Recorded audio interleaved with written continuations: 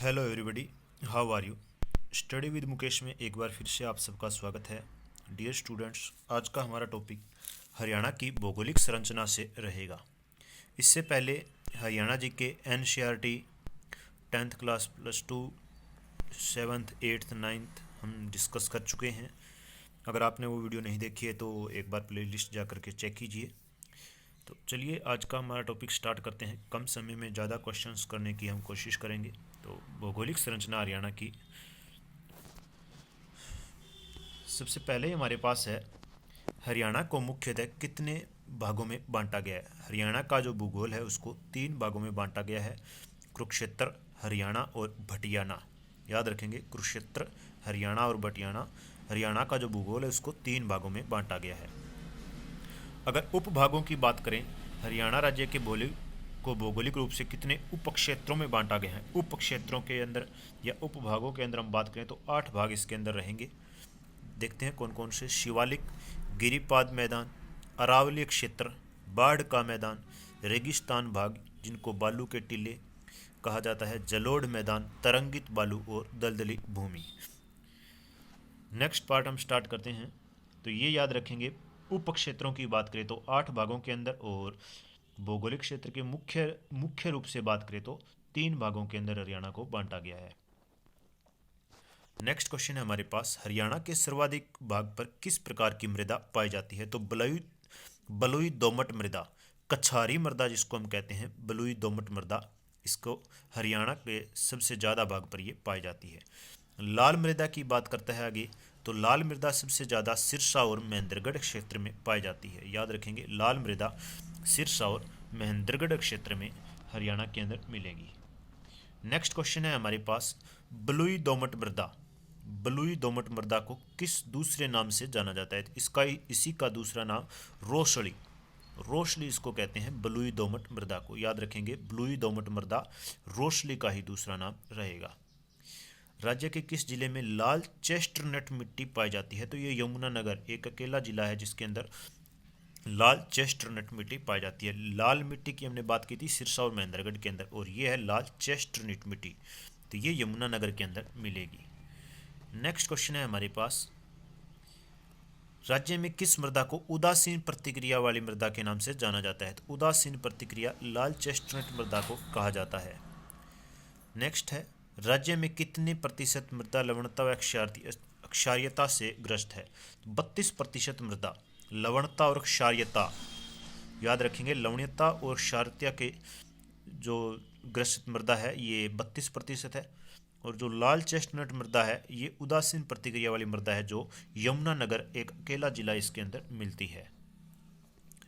आगे हम बात करते हैं, तो राज्य में लवणता या क्षारीयता से ग्रस्त मृदा को किन किन स्थानीय नामों से जाना जाता है। यानी कि जो लवणीय या क्षारीय मृदा होती है, इसका राज्य के अंदर जो अलग अलग क्षेत्र है उनके अंदर किस नाम से जानते हैं। तो रेह और कल्लर, रेह व कल्लर के नाम से इसको जाना जाता है। राज्य में रेंगती हुई मृत्यु या निर्दयी शत्रु किसको कहा जाता है। मृदा अपर्दन को, मृदा अपर्दन को निर्दयी शत्रु या रेंगती हुई मृत्यु उपनामों से जाना जाता है। आगे है, राकर, बरा, बरी, लोणी व सेम कहलाती है लवणदा मृदा। यानी कि लवणीय मृदा जो होती है इसी को ही हम लोणी कह देते हैं, सेम कह देते हैं, बरी, राकर, बरा, ये एक ही चीज़ के नाम है, लवणीय मृदा के नाम। मोस्टली जो नमकीन पानी वाली जगह होती है वहाँ पर आप लोगों ने, या ट्यूबवेल का पानी हम देखते हैं, तो वहाँ पर आप लोगों ने मकानों के अंदर देखा होगा, जो नीचे से दीवारें हैं या फिर कलर किया हुआ पुट्टी की हुई होती है वो उतरने लग जाते हैं, तो लोनी की समस्या उसको हम बोलते हैं, लवणीय मृदा लोनी उसको बोला जाता है। और सेम हरियाणा के अंदर काफ़ी क्षेत्रों के अंदर जो हम बात करते हैं हिसार साइड में, तो ये हाईवे पूरा का पूरा सेम ग्रस्त रहेगा। आगे हम बात करेंगे कहाँ कहाँ पर ये मिलेगी। चलिए जुड़े रहिए हमारे साथ। नेक्स्ट क्वेश्चन के ऊपर हम बात करते हैं, राज्य में तरंगित बालू मैदान कहाँ पाए जाते हैं। तरंगित बालू मैदान महेंद्रगढ़, रेवाड़ी और गुरुग्राम के अंदर तरंगित बालू मैदान पाए जाते हैं। जो हरियाणा के 8 उप क्षेत्र बताए थे उन्हीं के अंदर से एक था तरंगित बालू मैदान। तो ये कहाँ पर मिलेगा, महेंद्रगढ़, रेवाड़ी और गुरुग्राम के अंदर। नेक्स्ट क्वेश्चन है, राज्य में बाढ़ से बनने वाली नवीन मिट्टी। नई मिट्टी की बात करें तो खादर, और पुरानी मिट्टी की बात करता है तो बांगर। याद रखेंगे, बाढ़ से बनने वाली मैदान जो मिट्टी है खादर और बांगर। नई मिट्टी को खादर कहा जाता है और पुरानी मिट्टी बांगर के नाम से जानी जाती है। राज्य के ऊंचे पर्वतीय क्षेत्रों में पाई जाने वाली मृदा क्या कहलाती है? ऊंचे पर्वतीय क्षेत्रों में जो मृदा मिलती है, बांगर सिल्ट युक्त मृदा। याद रखेंगे, बांगर सिल्ट युक्त मृदा। पर्वतीय क्षेत्र जो ऊंचे इलाके हैं वहां पर मिलती है ये बांगर सिल्ट युक्त मृदा। और नए जो बाढ़ से बनने वाली नई मृदा है उसको हम खादर कहते हैं, पुरानी को बांगर कहा जाता है। नेक्स्ट हमारे पास पॉइंट रहेगा, राज्य में बाढ़ के मैदान। बाढ़ के मैदान को नेली या बैट कहा जाता है, नेली और बैट। याद रखेंगे, नेली और बैट बाढ़ के मैदानों को हरियाणा के अंदर कहते हैं। राज्य की सर्वाधिक उपजाऊ मृदा गिरिपादीय मृदा। गिरिपादीय मृदा ये भी हम याद रखेंगे, जो 25 किलोमीटर चौड़ी पट्टी के रूप में मिलेगी हमें। आगे पढ़ेंगे इसके बारे में और भी डिटेल से, तो दोनों याद रखेंगे। बाढ़ के मैदानों को नेड़ी या बैट कहते हैं और सर्वाधिक उपजाऊ मृदा गिरिपादीय मृदा जो है वही रहेगी। राज्य में गिरिपादीय मृदा का स्थानीय नाम क्या है? तो गिरिपादीय मृदा को स्थानीय नाम घर व कंगी, घर और कंगी इसी को ही कहा जाता है गिरिपादीय मृदा को, घर और कंगी। आगे हमारे पास राज्य में गिरिपादीय मृदा का विस्तार क्या है? 25 किलोमीटर चौड़ी पट्टी के रूप में है ये। 25 किलोमीटर चौड़ी पट्टी के रूप में यमुनानगर, अंबाला और पंचकुला, इन राज्यों के अंदर ये मिलती है गिरिपादीय मृदा। याद रखेंगे, हरियाणा की सबसे उपजाऊ मिट्टी है। 25 किलोमीटर चौड़ी पट्टी के रूप में यमुनानगर, अंबाला और पंचकुला जिलों के अंदर ये फैली हुई है। नेक्स्ट है हमारे पास, वेट ए मिनट,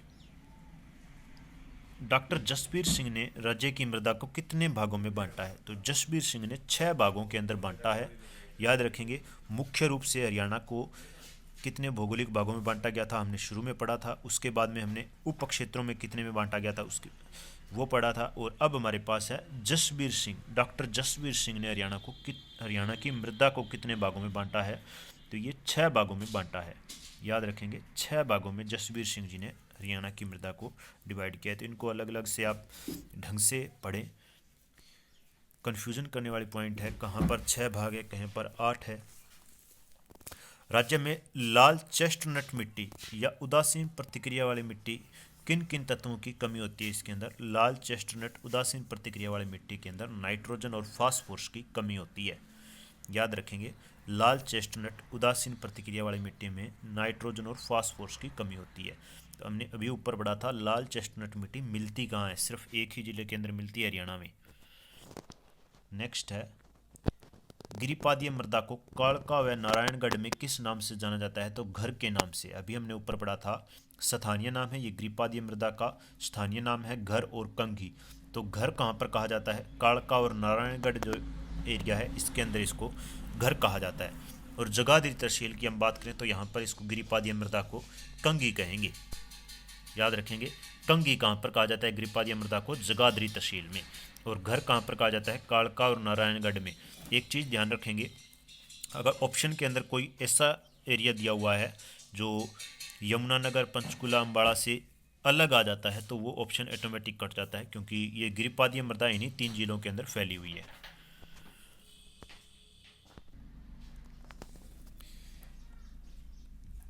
आगे हमारे पास राज्य के थानेसर तथा फतेहाबाद के गग्गर क्षेत्र में किस प्रकार की मृदा पाई जाती है? फतेहाबाद और थानेसर के अंदर जो गग्गर क्षेत्र है इसमें किस प्रकार की मृदा पाई जाती है? तो सोलर कठोर चिका मृदा, सोलर कठोर चिका मृदा इसके अंदर मिलेगी।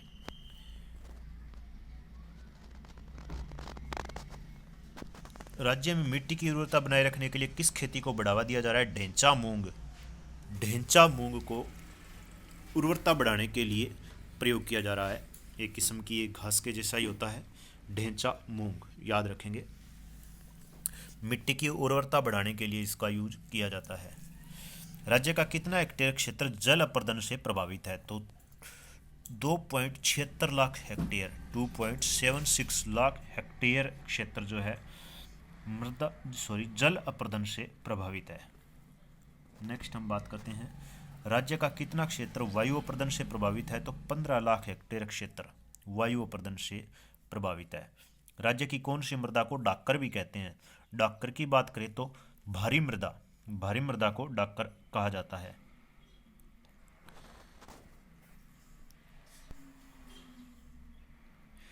अगला क्वेश्चन है हमारे पास, किस काल में राज्य की भूगर्भित संरचना में महत्वपूर्ण परिवर्तन हुए?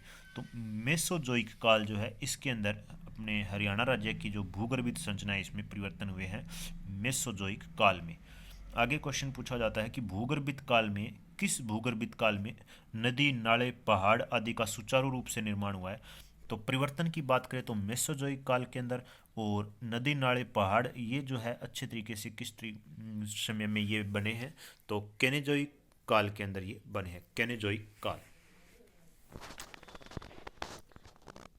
राज्य में बालू के टीलों की सामान्य ऊंचाई, राज्य के अंदर जो बालू के टीले इनकी सामान्य ऊंचाई की बात करें तो 3 से 6 मीटर रहेंगे। मोस्टली जो सिरसा, हिसार एरिया है यहीं पर मिलता है ये।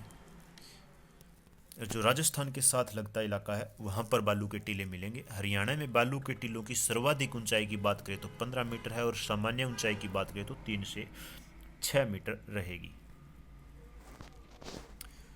नेक्स्ट काफ़ी इंपॉर्टेंट क्वेश्चन है, हरियाणा में बालू के टीलों के मध्य भाग में जल भरने के कारण अस्थायी छिछली झीलें बन जाती है, जिन्हें आम भाषा में क्या कहा जाता है? तो आम भाषा में ठूंठ या बावड़ी कहते हैं। यानी कि रेत के टीले मान लेते हैं या फिर कोई भी ऊंची जगह मान लेते हैं जिनके बीच में नीची जगह होती है, साइडों में से ऊपर उठी हुई ज़मीन के बीच में जो जगह होती है उसके अंदर बारिश के वजह से पानी भर जाता है। उस पानी की जो जगह भरी हुई है उसको क्या कहा जाता है? तो आम भाषा के अंदर इसको ठूंठ या बावड़ी के नाम से जाना जाता है। राज्य का सबसे नीचा कम ऊंचाई वाला भूभाग क्या रहेगा? तो अनकाई दलदल सिरसा। हरियाणा का सबसे कम ऊंचाई वाला भूभाग है ये अनकाई दलदल, जो सिरसा के अंदर है। समुद्र तल से मात्र 200 मीटर ऊंचा है ये। राज्य में घग्गर नदी द्वारा निर्मित बाढ़ के मैदान को क्या कहते हैं? नेड़ी। घग्गर से जो बाढ़ का मैदान बनता है उसको नेड़ी कहा जाता है। नेड़ी और बेट हमने ऊपर पढ़ा था, बाढ़ के मैदानों का ही नाम है, और घग्गर से जो बनेगा उसको हम नेड़ी कहेंगे। राज्य का सबसे ऊंचा स्थान, अभी सबसे निचला स्थान हमने बात की थी अनकई दलदल सिरसा के अंदर, तो सबसे ऊंचा स्थान हम बात करें तो करो शिवालिक पर्वतमाला के अंदर जो है करो चोटी 15-14 मीटर शिवालिक पर्वतमाला का हिस्सा है ये करो। सबसे निचला हिस्सा याद रखेंगे, सबसे ऊपरी हिस्सा तो सभी को याद रहता है करो रहेगा, लेकिन सबसे निचला हिस्सा बात करें तो 200 मीटर समुद्र तल से ऊंचाई के साथ अनकई दलदल सिरसा के अंदर। अरावली पर्वतमाला का सबसे ऊंचा स्थान की बात करते हैं तो कुलताजपुर नारनौल के अंदर है, 652 मीटर ऊंची जगह ये अरावली की। शिवालिक की हमने बात की थी करो है, जो हरियाणा का भी सबसे ऊपरी भाग रहेगा, और अरावली की जो बात करें तो कुलताजपुर नारनौल के अंदर 652 मीटर ऊंचा सबसे ऊपरी स्थान है अरावली पर्वतमाला का, और सबसे निचला स्थान हमने डिस्कस किया था अनकई दलदल सिरसा के अंदर। राज्य का कितना प्रतिशत भाग समतल व तरंगित मैदान है? तो 93.76% मैदान तरंगित मैदान समतल है। आगे है हमारे पास, राज्य के कितने प्रतिशत भाग पर शिवालिक पर्वतमाला है? तो शिवालिक पर्वतमाला 1.67% हिस्से को घेरे हुए हैं। याद रखेंगे, शिवालिक पर्वतमाला 1.67% हिस्से पर हरियाणा के अंदर रहेगी। अरावली पर्वतमाला का प्रवेश द्वार किसको कहा जाता है? तो गुरुग्राम अरावली पर्वतमाला का प्रवेश द्वार हरियाणा के अंदर इसको माना जाता है। अरावली पर्वतमाला का सर्वाधिक विस्तार व क्षेत्रफल गुरुग्राम के अंदर ही है। याद रखेंगे, प्रवेश द्वार भी गुरुग्राम और सबसे ज़्यादा विस्तार क्षेत्रफल भी गुरुग्राम के अंदर हरियाणा के अंदर जो अरावली का रहेगा। राज्य में अरावली की अवशिष्ट पहाड़ियों का विस्तार पाया जाता है। 3.09% क्षेत्र में अवशिष्ट पहाड़ियाँ अरावली की मिलती है। अरावली पर्वत भूभाग की समुद्र तल से औसत ऊंचाई 300 मीटर, 200 मीटर हमने बात की थी, वो जो सबसे नीचा हमारे पास रहेगा अनकई दलदल सिरसा के अंदर, और अरावली की औसत ऊंचाई की बात करता है तो 300 मीटर रहेगी। नेक्स्ट है, अरावली पहाड़ियों के दक्षिणी भाग का स्थानीय नाम मेवात की पहाड़ियों के नाम से इसको जाना जाता है। अरावली के दक्षिणी भाग का स्थानीय नाम पूछ रहा है ये, तो मेवात इसके दक्षिणी हिस्से में रहेगा। शिवालिक पर्वत श्रेणियाँ राज्य के किन किन जिलों में स्थित है? तो पंचकुला, अंबाला और यमुनानगर, ये तीन जो है यहाँ पर शिवालिक पर्वत श्रेणियाँ रहेगी। इससे आगे जो यमुना नदी है यूपी और हरियाणा का बॉर्डर बनाते हुए निकलेगी यमुनानगर से क्रॉस करते हुए, तो आगे अरावली की पहाड़ियाँ यहीं पर हमारे शिवालिक की पहाड़ियाँ यहीं पर हमारे पास रहेगी, पंचकुला, अंबाला और यमुनानगर में। इससे आगे ये नहीं है। शिवालिक पर्वत भाग की समुद्र तल से औसत ऊंचाई। शिवालिक की समुद्र तल से औसत ऊंचाई की बात करता है तो 300 से 400 मीटर शिवालिक समुद्र तल से ऊंचाई है, ये औसत 300 से 400। शिवालिक की पहाड़ियों से आने वाली नदियां और नालों से मैदान में कहीं कहीं गहरे गड्ढे बन जाते हैं, जिसे पहाड़ी भाषा के अंदर क्या नाम दिया जाता है? तो इनको चो कहते हैं। जो शिवालिक की पहाड़ियों से नदियों और नालों में जब मैदानी क्षेत्र में आती है तो वहाँ पर गड्ढे बना जाते हैं, जिनको चो के नाम से जाना जाता है। कौन सी पहाड़ियाँ हिमालय के मैदान के बीच योजक कड़ी बनाती है? हिमालय के मैदान के बीच, पहाड़ी और हिमालय के बीच में मैदान जो आता है उनके बीच में योजक कड़ी की बात करें तो मोरनी की पहाड़ियाँ, यहाँ से आगे मैदानी इलाका शुरू हो जाता है मोरनी के बाद में, तो इसीलिए कहता है हिमालय की पहाड़ियाँ और मैदान के बीच में जो जोड़ है योजक कड़ी है वो मोरनी की पहाड़ियाँ रहेगी। राज्य के किस भूभाग को समुद्र स्पर्श करता था? तो दक्षिणी भाग को समुद्र स्पर्श करता था।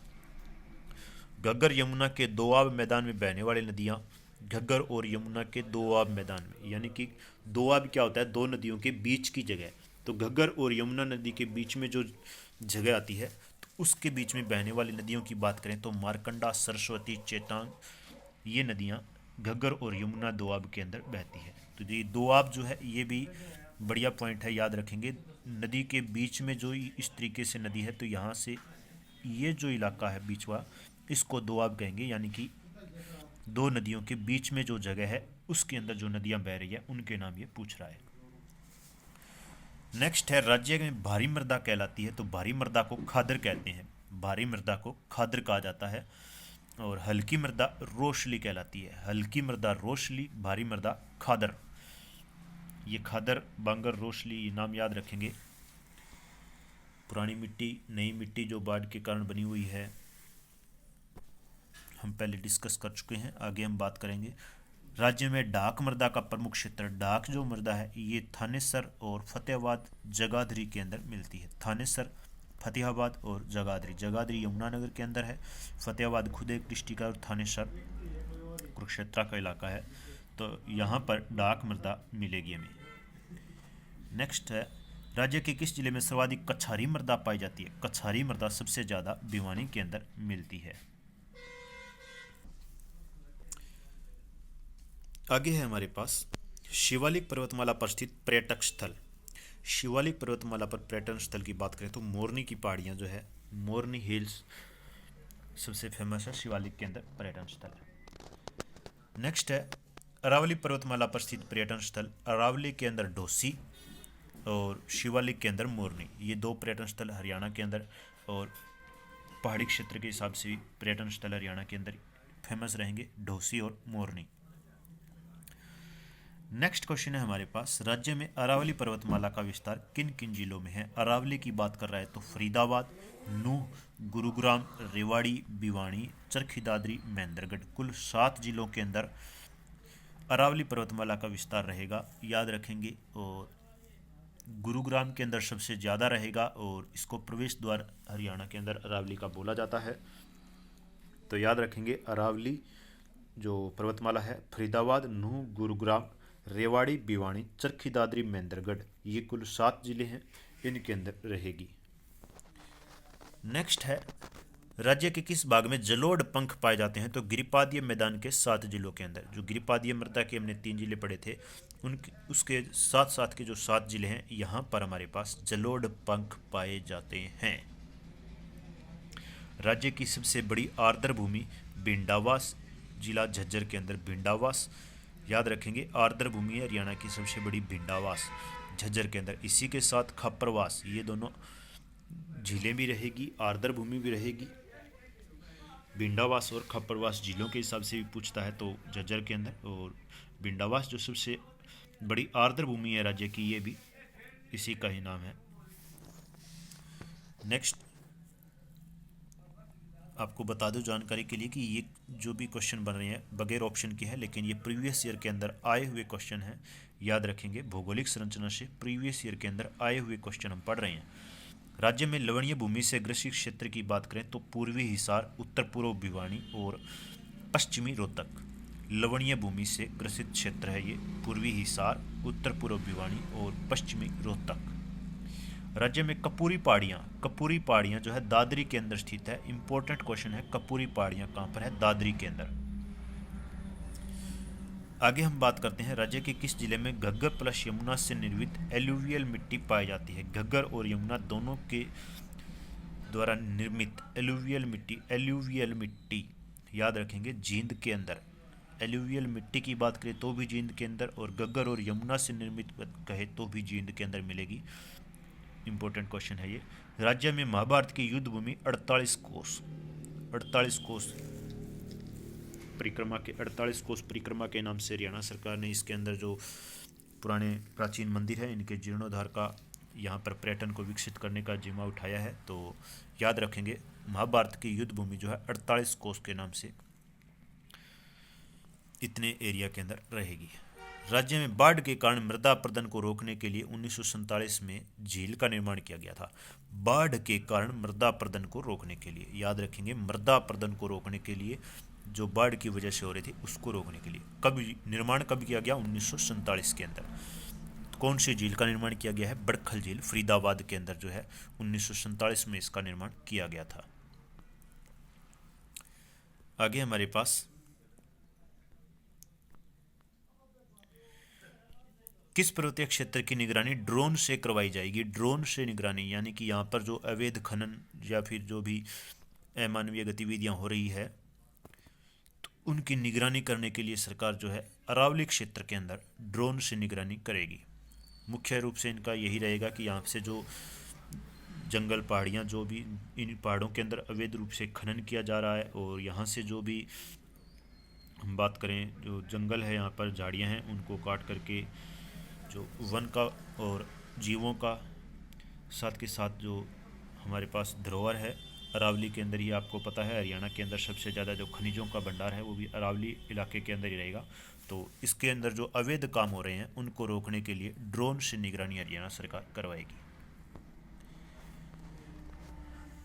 आगे हम बात करते हैं राज्य में सेमग्रस्त व लवणीय भूमि के उपचार के लिए ऑपरेशनल पायलट प्रोजेक्ट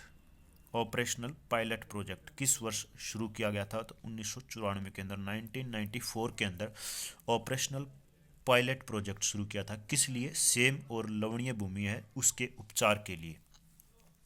हरियाणा के मैदानी भाग की समुद्र तल से औसत ऊंचाई की बात करें तो 700 से 900 फुट रहेगी।